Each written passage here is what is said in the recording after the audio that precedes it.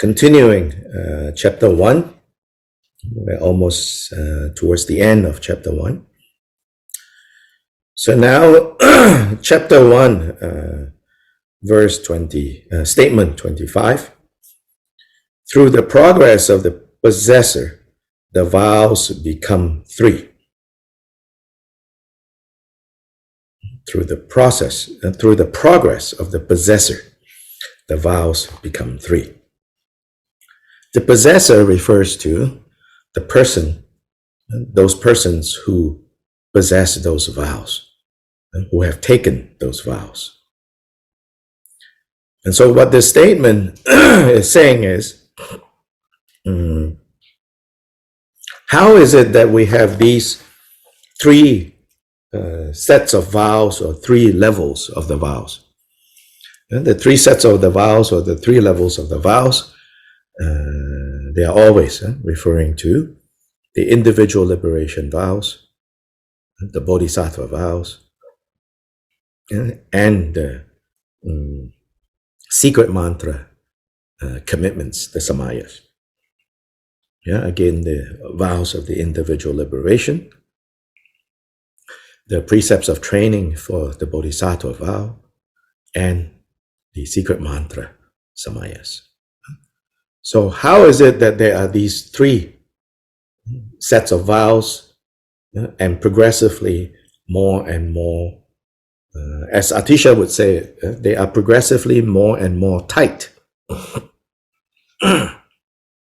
Right? Yesterday we talked about how tight, not necessarily in the sense of like, don't think of it as, making it all very tight for you.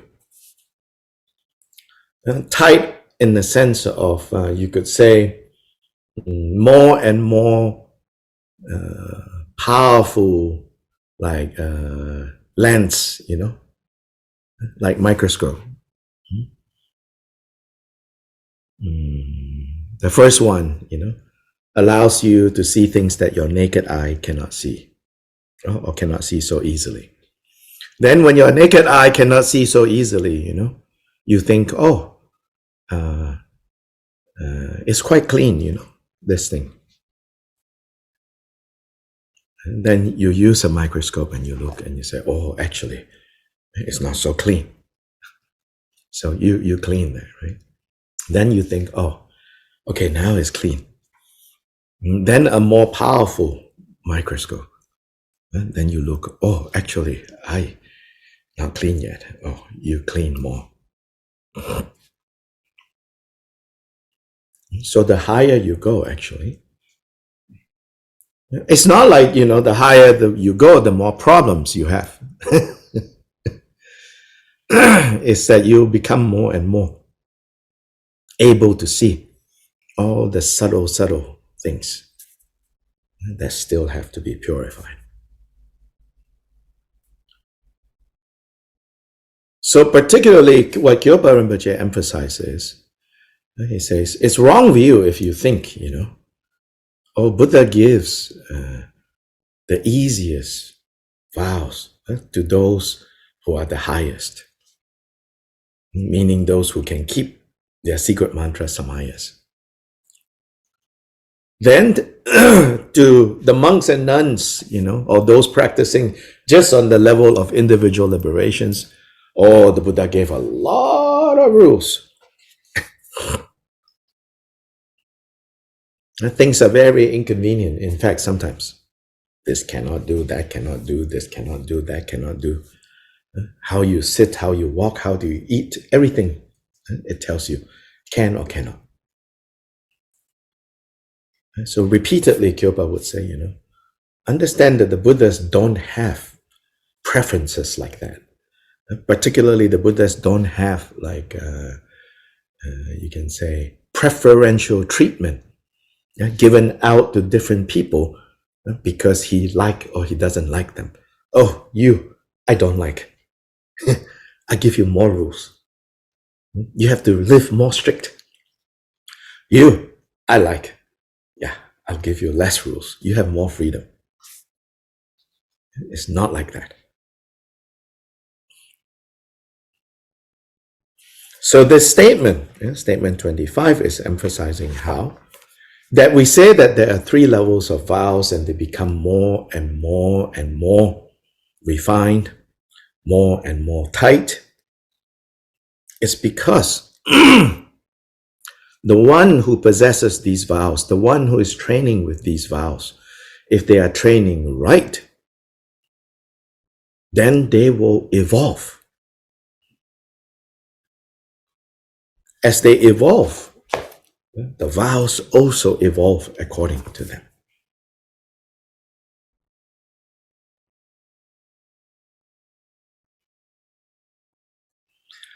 So in the 3 vows, let me give another example.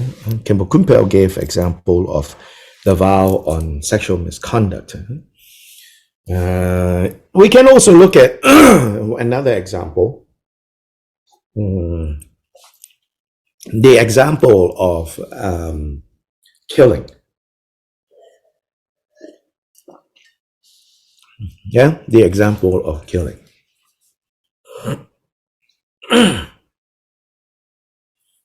In the individual liberation vows,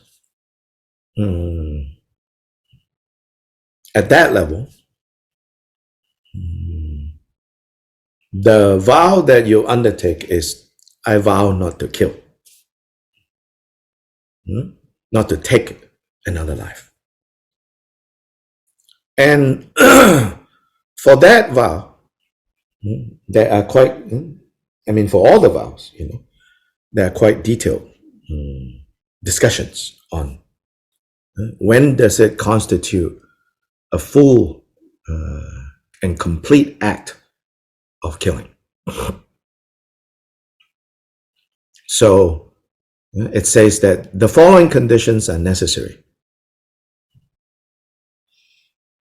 First, there is a sentient being that is capable to be killed. So that has to exist. You perceive correctly that that being exists. So 2 now, right? 3, you take the effort now to kill the being. And because of the effort you have taken to kill, you succeeded in killing.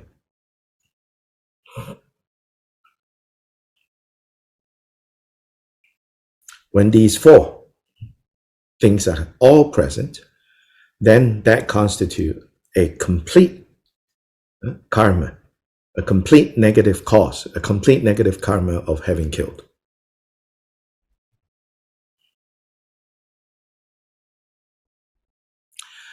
If you tell somebody to do it, if you hint to somebody to kill it, to do it, if you pay somebody to do it, it's indirect. It's still a negative karma, but it's not the full, complete negative karma.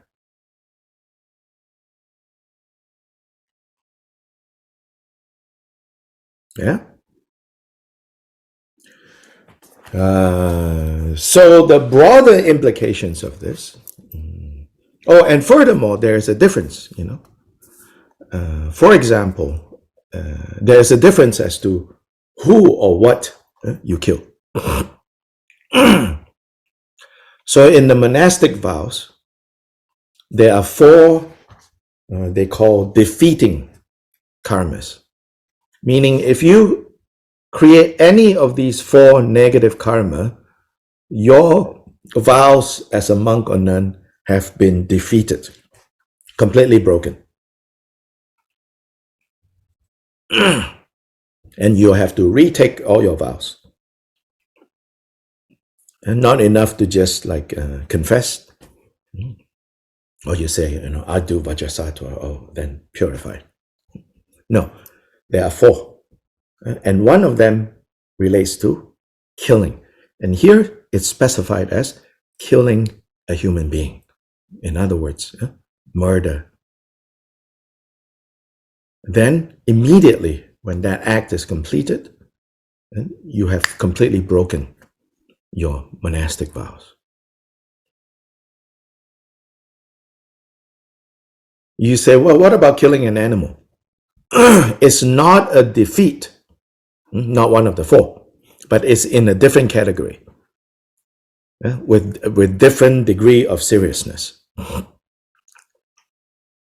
Like if you kill an animal, then it's not as serious as immediate expulsion from the monastic sangha, but a lower level of having damaged your vows.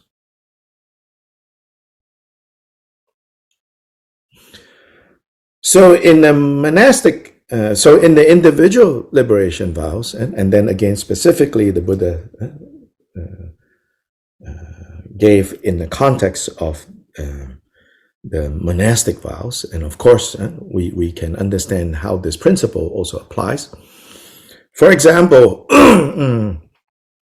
in the individual liberation vows and all the different stories in the Vinaya collection that tells us about the life of the monks and nuns during the Buddha's time.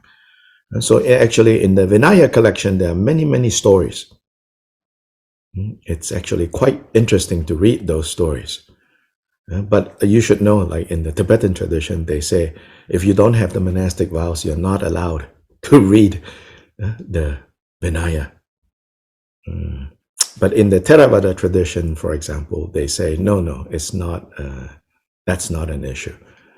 But anyway, you should know, in the Tibetan tradition, they say, if you're not properly ordained, you cannot read the content of the Vinaya. But anyways, it sounds like I have read, so there are many stories in there, in the Vinaya stories. And so in looking at those stories, we do know that in the early community, the eating of meat is not proscribed. It's allowed. It's not disallowed. You have to keep in mind, particularly in this early community, the monks and nuns went on alms rounds, right? So whatever people offer into the bowl, they take. Also keep in mind that during this time, there was very little consumption of meat because it's only for rich people. And also there's no meat industry the way we now have the meat industry. So even though meat consumption wasn't explicitly proscribed, in fact, the sources say Devadatta, the Buddha's jealous cousin, the one who caused a lot of trouble for the Buddha, he in fact tried to get the Buddha to institute no meat policy for the monks and nuns. And it's said that the Buddha rejected that request. And so there are many reasons, for that. Now, so there in the Vinaya, it says, for monks and nuns, if people offer them meat as they go on alms round, if they did not see, did not hear, and did not have explicit knowledge that that meat comes from an animal that somebody specifically ordered to kill so that I can give to this person, then they are permitted to eat. Yeah, then they're permitted to eat. So from this perspective, in the individual liberation vows, it's a little less tight, so to say. When you go to the Mahayana Bodhisattva training level, then it says, directly or indirectly, killing something else, or even yourself, is a negative. So on the bodhisattva vow level, it becomes more tight. Then on the secret mantra level, every time you perceive anyone, including yourself, to be less than deity, to be less than Buddha, you have killed.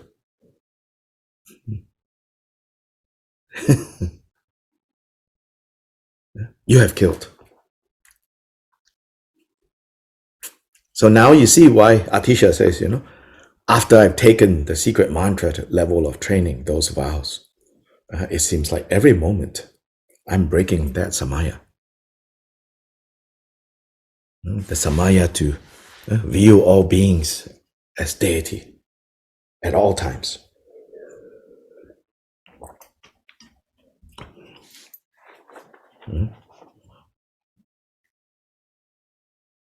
So here, again, I think we need to relate to these vows of training. It's to be careful not to relate to them like laws, commandments, which means that it comes with a lot of fear and dread and threats. If we relate to the vows in this way, out of fear, not that it's completely negative, but it won't lead us to a more mature attitude towards the law of causality, karmic causality.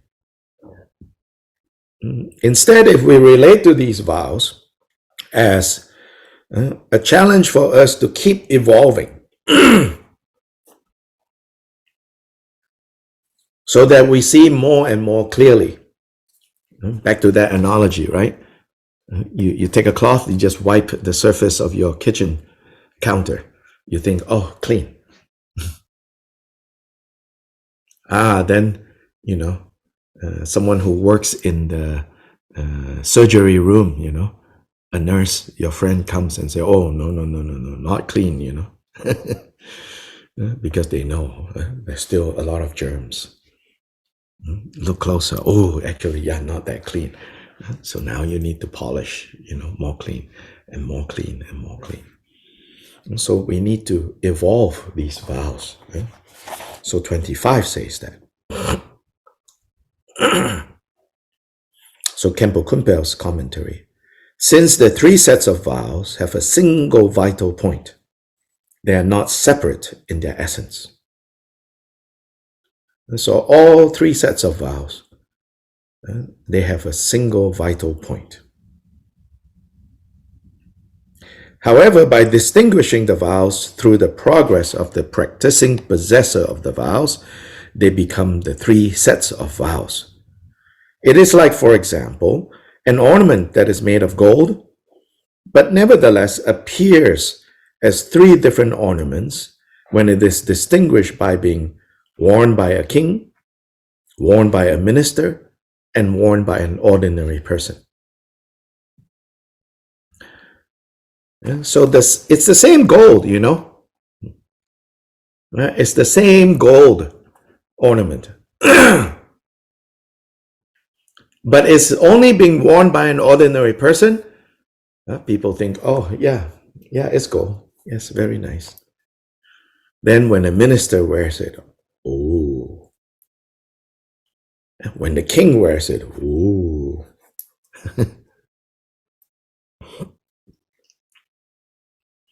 I remember, when something like online buying things, was still quite kind of new. And like eBay, has been around for not so long.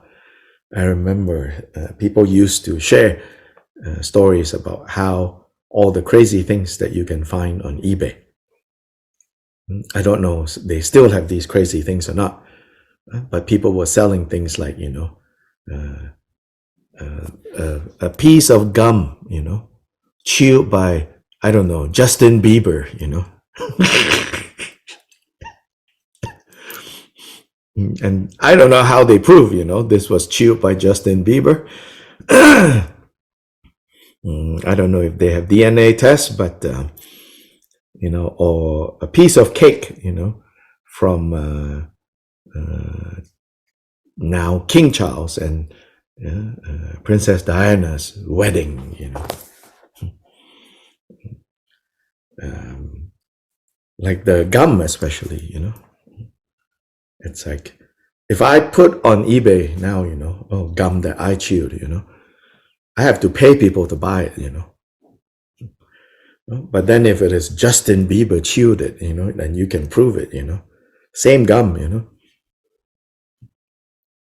People are like, oh, you know.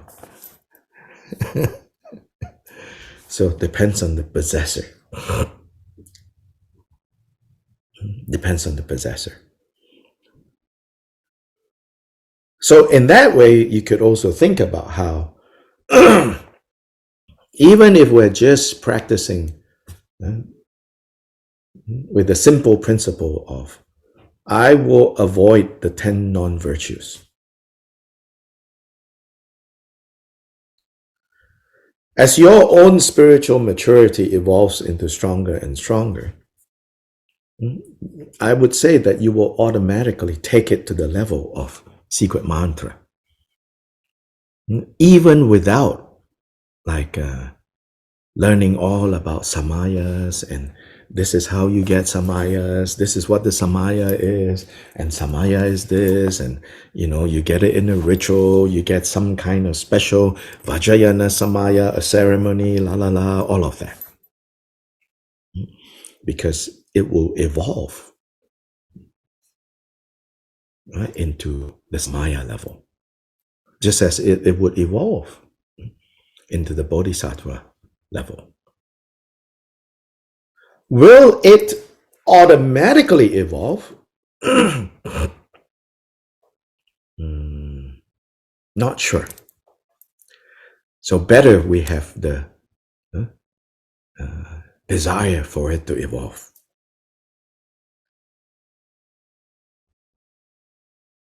Yeah, to remember that, oh, this should mature. This should, you know, ripen, mature, evolve into a higher way and a higher way and a higher way.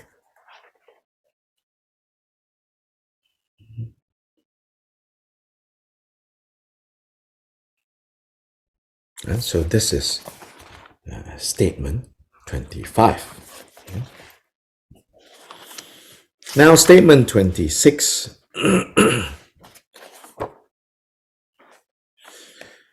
Buddha nature is naturally completely pure and endowed with the qualities of the result of separation. Result of separation is an expression referring to the Buddha qualities that become obvious, that manifest as a result of having separated oneself from the veils, the things that are covering these qualities. And separation in that sense. The result that comes after you have removed all the obscurations, all the stains. And so this is called the result of separation. So Buddha nature is naturally completely pure. And so not only is it pure, but it is also endowed with the qualities of the result of having eliminated, having separated yourself from the obscurations.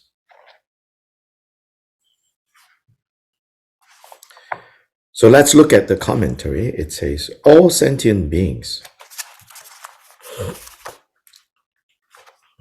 Give me a second, actually.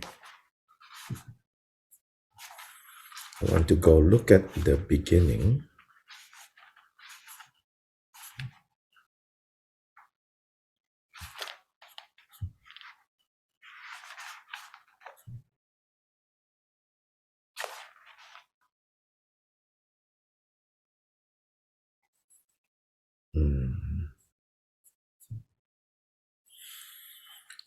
If we look at the guide that connects the statements in the 7 chapters with statements in the 8th chapter, just to bring your attention to this, statement 24, right? The 3 sets of vows have a single point in abandoning the 10 non-virtues. So Rinchen Chanchup actually connects with statement 13 in chapter 8 that says, the 3 vows become increasingly more rigorous, tighter, as Atisha said. 25 and 26, there is no extra statements in chapter 8. So anyway, now back to 26, the commentary. All sentient beings have Buddha nature that is naturally completely pure, is endowed with all qualities of the result of separation, like the sun and its rays. So those rays are the qualities, and is primordially and intrinsically, naturally, spontaneously existing. Thus, beings have the nature of Buddhahood, but they are obscured by adventitious stains, obscurations that do not enter their nature, but are like clouds. So meaning, no matter how much obscurations we have, always remember and understand that they do not take away from our nature as Buddhas. They just cover over that nature. So although it has not yet been actualized, by merely separating themselves from these obscurations through the 2 accumulations of the path, they will appear as Buddhas endowed with the twofold purity. They as in beings. So although these Buddha qualities are hidden right now, covered, if we know how to engage in the 2 accumulations, the accumulation of wisdom and the accumulation of merit, when we know how to do that, then the 2 obscurations can be removed. Then we will be endowed with the twofold purity. The twofold purity, the translator says, is the primordial purity and the purity of having removed the adventitious obscurations. Kind of like the potential to be awake and the actuality of being awake becoming inseparable. The manner of this is as it is taught in the Buddha Nature Sutra, and so on, with the example of a billionfold world in a silk cloth and so forth. Protector Maitreya likewise has said in the Uttara Tantra, since the body of the complete Buddha is pervasive, since true reality is undifferentiated, and since all sentient beings have this spiritual disposition, they always possess the Buddha essence. And also, he said, since Buddha nature possesses adventitious flaws and naturally possesses qualities, as it was before, so it is later. Its characteristic nature is unchanging. Meaning that no matter it has obscurations, the obscurations are temporary, it is not part of the nature. Furthermore, quoting from Uttara Tantra, there is nothing whatsoever to be removed from this Buddha nature, and nothing whatsoever to be added. Look genuinely at this authentic reality. If you see this authentic reality, that is how you are fully liberated. So do we realize or not? Do we see or not? Directly see this innate purity. Now this purity, right, you should understand is also talking about, is another term for emptiness. Free from grasping, free from identifying as self. Because sometimes when we talk about purity, you think it's something, holy, or I'm so pure. I'm so holy. Can you not see my halo, Can you not see the light coming out of me? But this purity is talking about emptiness. The Buddha element is empty of adventitious stains. This Buddha element, this Buddha essence is free from the stains, as in its nature. And these stains have the characteristics of being removable, separable. And it is not, and this Buddha element, it is not empty of the unsurpassed qualities, which have the characteristic of not being separable. So the Buddha qualities are like the sun rays of the sun. You cannot separate the rays from the sun. So the sun is the emptiness aspect of this Buddha nature. The rays are the knowing aspects, the Buddha qualities aspect of this Buddha nature. And finally, it is said in the Vajra Tantra, all sentient beings are really Buddhas. However, they are obscured by adventitious stains. When these are removed, then they are really Buddhas. So then Khenpo Kunpal says, this is taught in many sutras and tantras. These quotes are very commonly quoted, almost quoted to no end, quoted to ad nauseum. So everybody has memorized these quotes, especially in the Uttara Tantra, which is actually a sutra text, even though it has the word Tantra. Tantra there just means the continuity. Tantra means continuum, continuity. Uttara is unexcelled continuity. What is this continuity? This continuity is talking about what we call Buddha nature. So here, quoting sutra sources, quoting secret mantra sources, Khenpo Kunpal says, this is taught clearly in all the sutras and the tantras. Now, you might not know, you might not be aware that in fact, although what you're hearing now, right, you say, well, yeah, of course, who doesn't know that? That is because, these days, these Buddha nature teachings have become quite well known, quite well explained. But within the world of Tibetan Buddhism, there's actually still, even now, some disagreement about this. So generally, the Gelugpas and the Sakyapas are less eager to say it this way, that the Buddha qualities truly exist. They will say, no, even the Buddha qualities, they only exist on this side of confusion.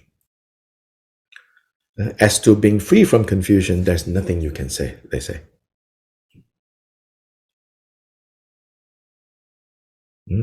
Especially like in Gelugpa tradition, they say, it's a mere emptiness. This emptiness is mere emptiness. Mere means nothing more to say.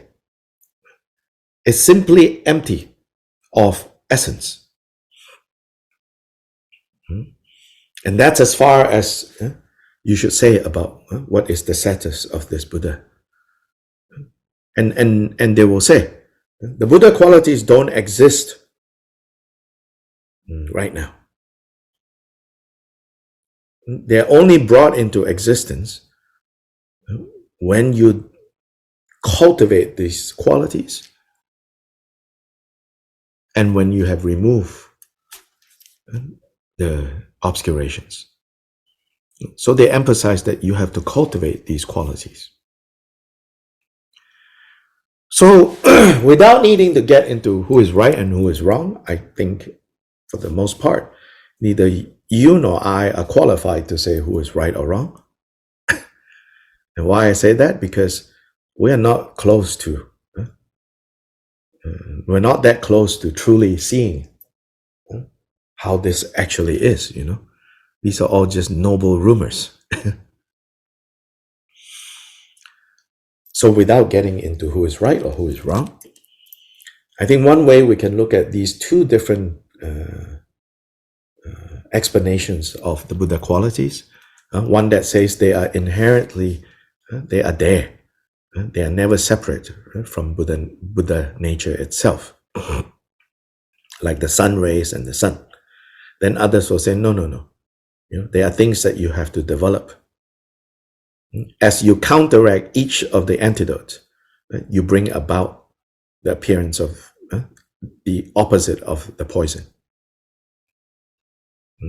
So grasping, non-grasping as a Buddha quality arises as you use it to counteract grasping. Hatred, you use loving kindness to counteract. Then you bring about this quality. You are able to bring about this quality because Buddha nature is a mere absence. So in other words, what they are saying is, Buddha nature is a potential. Because it is empty by nature, it has the potential to either give rise to confusion or to give rise to freedom from confusion. So if you put in effort, then you can develop freedom from confusion. So you can understand that their explanation of Buddha nature as a developmental model. And the other view, the one that we just looked at, the one that Khenpo tends to teach, that the Buddha qualities are already there. All you have to do is remove. That is the discovery model, I would say. You discover that which is already there. But whether developmental or discovery, I think the common point here is you have to remove the obscurations. And the common point for both too is that the obscurations are temporary and not real. And therefore we don't have to be held hostage forever by these obscurations, these adventitious stains. Adventitious, this word in English, rarely used today, only in maybe Buddhist talk. Adventitious means not part of, incidentally there, accidentally there, not part of. It just coincides. And since it's not part of, since it just coincides, you can remove. So I think these two models, the discovery model and the developmental model, again, without being holding too rigid to either one of them, because holding to either one of them in a rigid way defeats the purpose of these teachings. So instead, I think if we can look at them and say, when I get complacent and lazy, I need the developmental model.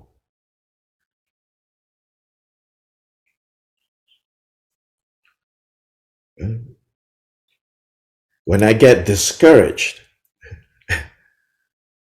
and depressed, I need the discovery model so that it won't feel so hard, you know. I just have to discover what is there already.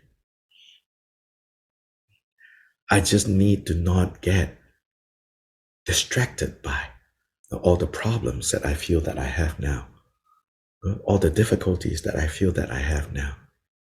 I just need to discover my true nature. When you're feeling disappointed, dejected, depressed, maybe the discovery model works really nicely. Then when we're feeling lazy, complacent, just resting in Buddha nature, then we need the developmental model. You have to actively cultivate these qualities. And so this is one way, what we mean. Maybe I would say the more meaningful way of saying non-sectarian. Non-sectarian is not practicing a little bit of everything. Now, some of us don't have a choice, or many of us don't have a choice, because we don't live in one village in Tibet, where basically whatever the monastery in that village is, that is the tradition you follow, and more or less that's it, In fact, most of us did not discover Buddhist practice this way. Even myself, growing up in Asia, I didn't discover Buddhism this way. I was exposed to many traditions. Then we think, oh, that means I am non-sectarian. But that may not be the more important point of being more non-sectarian. Yes. So the more important point of being non-sectarian is to be able to see how the different interpretations of the Buddha's teachings can be helpful, have a role to play, how they can all be 84,000, part of the 84,000 teachings of the Buddha that constitute a single path to awakening. So in that sense, we don't have to accept, meaning like we don't have to say, oh, these are more precious. Because when we say, oh, these are more precious, whether we actively mean it or not, by the nature of how this is dualistic reality, if we say, oh, this is more precious, we're saying that's less precious. But all these teachings, we say, come from the same source, the awakened ones, the Buddha, the Buddhas. Then how can we say, oh, this teaching is better than that teaching? So if we take Kyopa's teachings to heart, Kyopa is saying, whether a teaching is profound or not, is not so much from the side of the person who taught it, is it profound or not? From the side of the person who taught it, the Buddha, it's profound. No question. But whether it will be profound or not to you depends on you.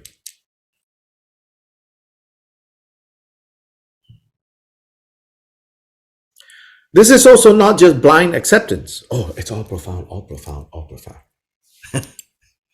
That also doesn't work.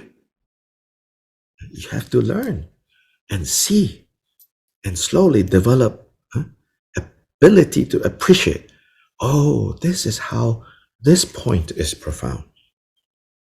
This is how this way of interpreting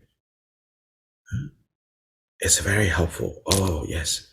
Now it has become profound for you based on the understanding arising within you.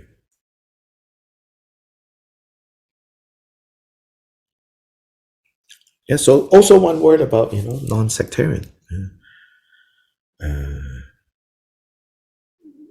If we have the ability to practice, a little bit this, a little bit this, a little bit this, a little bit this, from different traditions, different teachers, of course, no contradiction. But we also need to honestly kind of evaluate our own capacity. Are we just getting distracted? And are we in a situation where we say, The patients are running the asylum.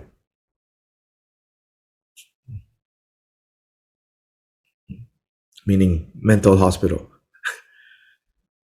You don't want to find yourself in a situation where you, the patient, is running your own rehab program. Not impossible, again, but what are the chances of you actually being able to get better? I doubtful, But don't misunderstand, this is not saying you have to commit. You have to develop clarity. You have to develop clarity about these teachings. And develop then confidence. Once you have confidence that comes from seeing clearly or seeing clearer, then that, can guide you. Yes.